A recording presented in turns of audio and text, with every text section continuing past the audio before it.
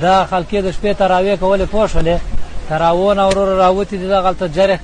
که تیاره راغلې ده په دې باندې بمبار کړی تقریبا 25 نفره وو او 10 نفره مړه شوي دي 4 زخمیان یې پوه شئ 10 نفره هغه شو شهیدان شول پوه شولې نو اوس راغلو مظاهره کو د دولت هغه کو چې وروره دا څار روان دی دا رقم حال په موږ باندې روان دی دا ټول وره ولس دا خو راته خلک دي دوی سره نه کوم مسله و نه کوم هغه بیلو کولنګو درګه د کار کول باندې بم واچو تیاری دا خلک دي دا رقم شهیدان کو پښتون هم نشته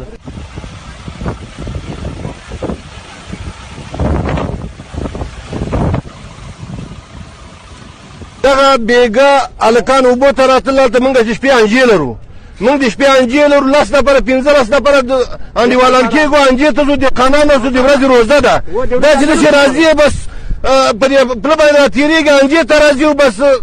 دا راغلي بمبارد کړي دي هغه ورځې د ما زمون د ما ورونه په کلي کې 14 نفره انجا کول انته انجیل د شپې مرته ځان وکړه تیارې راغلي مالي ستاسې چې بمبارد هم نه کړي و موږ خپل دې قانون نشو کولی موږ روزه ونیسو زموږ په قانون باندې